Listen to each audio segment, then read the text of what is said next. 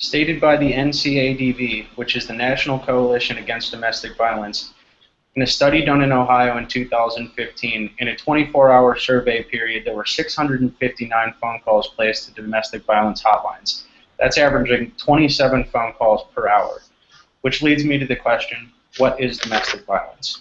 Also stated by the NCADV, domestic violence is the willful intimidation, physical assault, battery, sexual assault, and/or other abusive behavior as a part of a systematic pattern of power and control perpetuated by one intimate partner against another.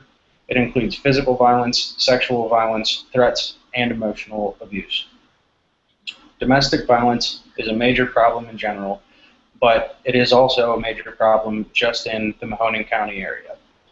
And it not only affects people while they're in the situation, or while it's happening, it's a horrible cycle that usually continues, and it also follows people, most people, for the rest of their lives. And that goes for the victims and the abusers alike, whether a victim continually is victimized or an abuser continually abuses. So some of the major points that we're going to focus on are some warning signs of abuse or domestic violence and some of the effects it has on people, some potential ways to deal with the situation, and our last major focal point will be the Sojourner House.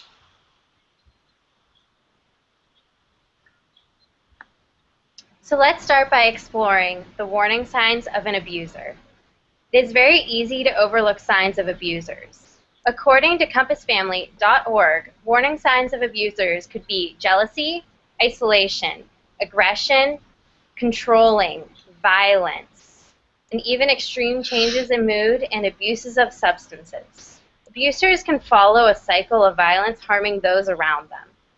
The cycle of violence is built-up tension, and followed by an explosive attack, and ending with the honeymoon phase.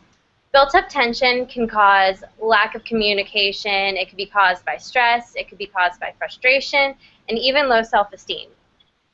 The explosive attack can cause anger, fear, fighting, injury, and even many more things. The honeymoon phase can lead to guilt and even remorse. After suffering through the cycle of violence, children can be emotionally and physically harmed. How children are affected by domestic violence can physically and emotionally hurt them. Being emotionally hurt as a child through domestic violence can cause you to become depressed, anxious, afraid, and even guilty. With a problem as haunting as domestic violence, an escape plan is vital. You need to have an escape plan. When you have an escape plan, you should have an extra set of keys always with you, or somewhere easy to get them. So if you are running away in a hurry, you know where you can get your keys. You should have an extra pair of clothes, either at a friend's house or in your purse, somewhere easy where you can access them if you had to run away. You should have all important papers with you at all times. And your prescription medications, you should always have extras of those, either in your house or in your purse or at a friend's house, somewhere where you know that they're safe and that you can get to them. When coming up with an escape plan, it's nice to know that the Sojourner House is there to help 24/7. What should you do? If you are leaving, once you've left, call the police, call the Sojourner House, and then the Sojourner House will help you get a civil protection order. So, as aforementioned, there are some major advocates of aiding victims of domestic violence, whether that be just, helping them out momentarily or helping them trying to break the cycle period. And one of those major advocates is aforementioned the Sojourner House, there is one branch located on Marmion Avenue in Youngstown, Ohio. So, why go to the Sojourner House?